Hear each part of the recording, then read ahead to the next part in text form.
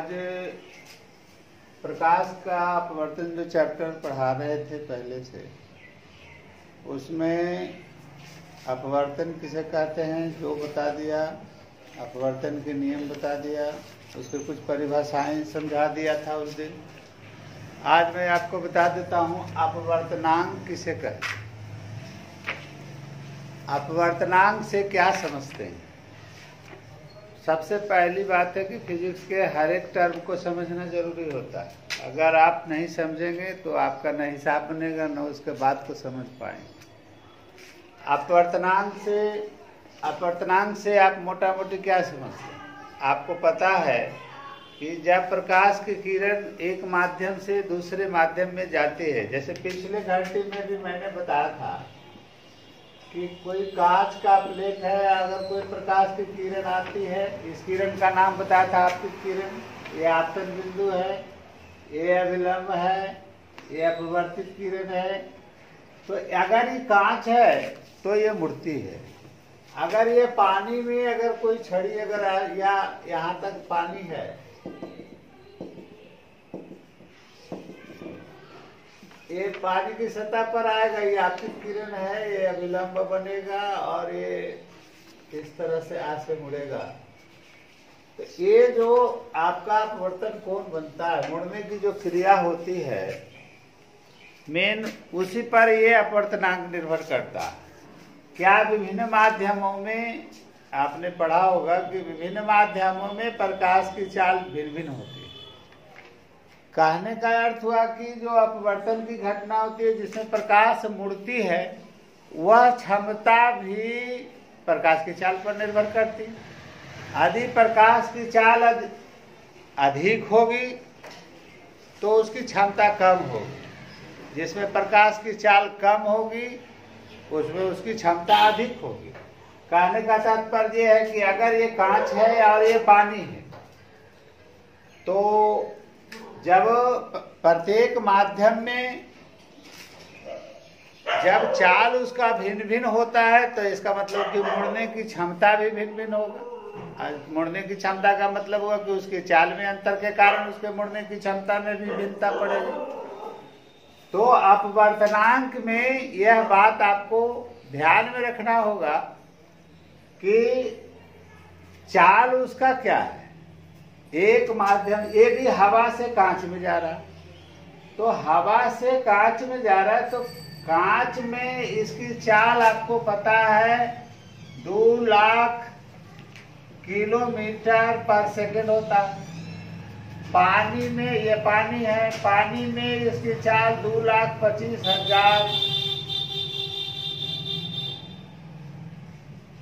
25,000 kilometre पर second होता है। इसका क्या मतलब हुआ? इसका मतलब, इसका तात्पर्य हुआ कि इसमें जब हवा से कांच में प्रकाश की किरण जाएगी तो वो जो मुड़ेगी, अभिलंब की ओर मुड़ेगी, और पानी में, हवा से पानी में जब जाएगा तो प्रकाश की किरण अभिलंब की ओर मुड़ेगा। दोनों की क्षमता में अंतर होगा, दोनों की क्षमता में अंतर होगा, क्योंकि दोनों के प्रकाश की चाल में अंतर है। तो पानी में चाल अधिक है और कांच में चाल उसकी कम है। इसका कहने का तात्पर्य हुआ कि इसमें जब चाल अधिक है तो ये कम मुड़ेगा, अभिलंब की ओर कम मुड़ेगा, और जब कांच में से गुजरेगा तो वह अधिक मुड़ेगा, क्योंकि इससे 25,000 इसकी चाल कम है। इसका कहने का तात्पर्य हुआ कि कांच का अपवर्तनांक ज्यादा होगा और पानी का अपवर्तनांक उससे कम होगा, क्योंकि इसमें अधिक मुड़ेगा, इसमें कम मुड़ेगा। इसका अर्थ आप भली भांति समझ गए होंगे कि अपवर्तनांक किसे कहते हैं। अपवर्तनांक कहने का मतलब है कि जब प्रकाश की किरण एक माध्यम से दूसरे माध्यम में जाती है तो उसके चाल में अंतर आता है। अगर उसी माध्यम से फिर दूसरे माध्यम में, जैसे हवा, यहाँ हवा से कांच में मैंने बताया, तो कांच में जाने पर वो अधिक मुड़ेगा, क्योंकि इसमें चाल इसकी घट जाती है, इसमें चाल अधिक है, इसलिए कांच की अपेक्षा ही कम मुड़ेगा। कहने का मतलब कि कांच का अपवर्तनांक ज्यादा होगा और इसका अपवर्तनांक कम होगा। तो अपवर्तनांक किसे कहते हैं, यह बात समझ में आया कि प्रकाश विभिन्न माध्यमों में अलग अलग चाल से चलती है और जब अलग अलग चाल से वह चलेगी तो मुड़ने की जो उसकी जो क्षमता होगी, जो मुड़ेगा वो भी उसके चाल पर निर्भर करेगा। जिसमें चाल कम होगा उसमें अधिक मुड़ेगा, जिसमें चाल उसका अधिक होगा उसमें कम थोड़ा मुड़ेगा, इसमें ज्यादा मुड़ेगा। इसका मतलब कि जिसमें अधिक मुड़ रहा है इसका मतलब उसका अपवर्तनांक ज्यादा है, जिसमें कम मुड़ रहा है इसका मतलब उसका अपवर्तनांक कम है।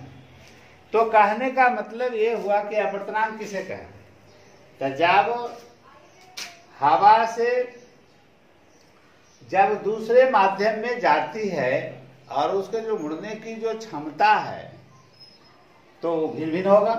कांच का अलग होगा, पानी का अलग होगा, ग्लिसरीन का अलग होगा और अन्य चीजों का अलग अलग होगा। इसलिए अपवर्तनांक की परिभाषा लिखा है कि वायु में प्रकाश की चाल और जो भी माध्यम आप ले रहे हैं, कांच का ले रहे हैं तो कांच का, उस माध्यम में प्रकाश की चाल के अनुपात को क्या कहा जाता है, अपवर्तनांक कहा जाता है। जैसे ये कांच है तो कांच का अपवर्तनांक अगर हम कहेंगे परिभाषा के अनुसार ये पानी है तो कांच का अपवर्तनांक कैसे निकालेंगे, तो कहेंगे कि हवा में प्रकाश की चाल और कांच में प्रकाश की चाल के अनुपात को हम अपवर्तनांक कहते हैं। अपवर्तनांक की परिभाषा याद हो गया कि जब कोई प्रकाश की किरण हवा से कांच में जाती है तो उसकी जो मुड़ने की क्षमता है वो अनुपात पर ही निर्भर करेगा ना।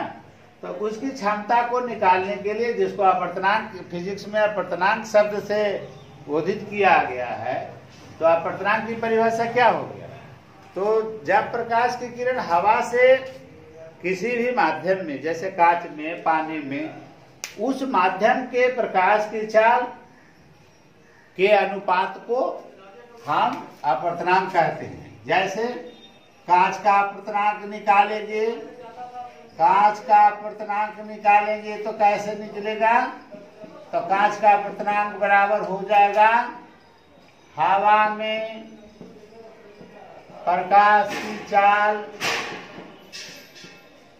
हवा में प्रकाश की चाल बटा कांच में प्रकाश की चाल। यही बटा जो लिख रहे यही अनुपात है।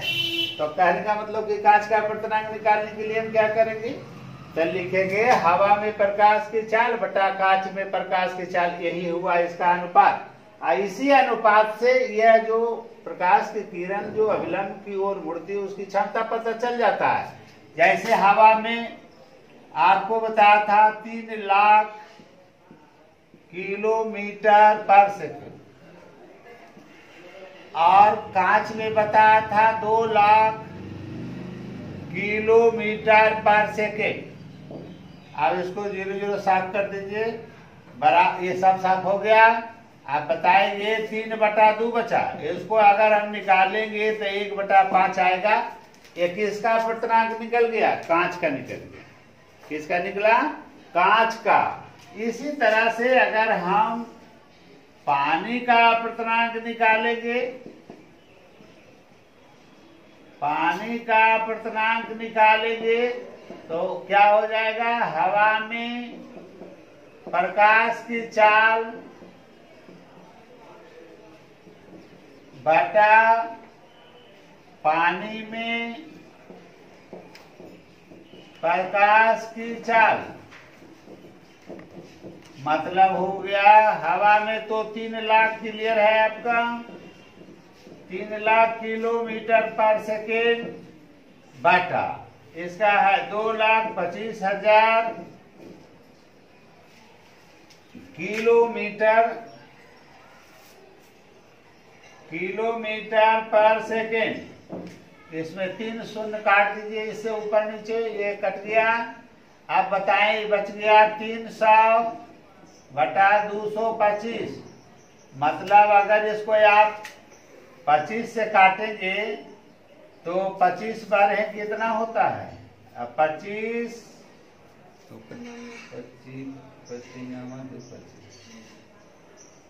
ये हो गया 3 × 12 3 × 9 मतलब हो गया 4/3। इसको अगर आप अति भाग देंगे तो 1 आएगा और फिर दशमलव होगा, फिर 1 बचेगा, 3 3 आएगा। ये हो गया कांच का और पानी का अपवर्तनांक। आपने देखा दोनों के जो अनुपात आ रहे हैं, हवा में प्रकाश की चाल और कांच में प्रकाश की चाल। तो कांच का अपवर्तनांक निकालने के लिए हमको यही ना लिखना होगा कि हवा में प्रकाश की चाल क्या है और कांच में प्रकाश की चाल क्या है। तो इसका अनुपात आया 1.5, मतलब कि ये 1.5 मतलब 1.5 होता है, जिसको आप ठेठ हिंदी में बोलते हैं। पानी का अपवर्तनांक निकाले उसी तरह से हवा में प्रकाश की चाल बटा पानी में प्रकाश की चाल। तो इसको निकालने के बाद 1.33 आया। अब बड़ा है 1.33 से, मतलब कि 1.5 इज ग्रेटर देन 1.33। इसका क्या मतलब हुआ? इसका मतलब हुआ कि कांच का अपवर्तनांक ज्यादा है, पानी की अपेक्षा कांच का अपवर्तनांक ज्यादा। इसी प्रकार से जितने भी पारदर्शी माध्यम है, सभी पारदर्शी माध्यमों का अपवर्तनांक आप निकाल सकते हैं, आराम से निकाल सकते हैं। ये बात याद रखेंगे कि जब भी किसी भी पारदर्शी माध्यम का जब हम अपवर्तनांक निकालेंगे तो हवा में प्रकाश की चाल और उस माध्यम का, जिस माध्यम का अपवर्तनांक निकाल रहे हैं आप, तो अगर हम कांच का निकाल रहे हैं तो कांच का अपवर्तनांक आएगा। अगर हम पानी का अगर निकालेंगे तो ये पानी का प्रकाश, पानी में प्रकाश की चाल होगा, हवा में प्रकाश की चाल तो सभी माध्यमों के लिए होगा। लेकिन इसीलिए इसकी परिभाषा दी गई है कि अपवर्तनांक, जो फिजिक्स में एक टर्म दिया गया, मुड़ने कहने का मतलब है कि जो प्रकाश की जो सघनता के कारण जो उसकी मुड़ने की जो क्षमता है विभिन्न माध्यमों में अलग अलग है, और जब उसके मुड़ने की क्षमता अलग अलग है, इसका मतलब अपवर्तनांक अलग अलग है। तो हम अपवर्तनांक की परिभाषा फिर से बोलते रहे, याद कर लीजिएगा। शून्य में या हवा में प्रकाश की चाल और जिस माध्यम का अपवर्तनांक आप निकाल रहे हैं उस माध्यम में प्रकाश की चाल के अनुपात को अपवर्तनांक कहा जाता है। और मैंने कांच का अपवर्तनांक और पानी का अपवर्तनांक निकाल के दिया, इसको भी आप उतार लेंगे।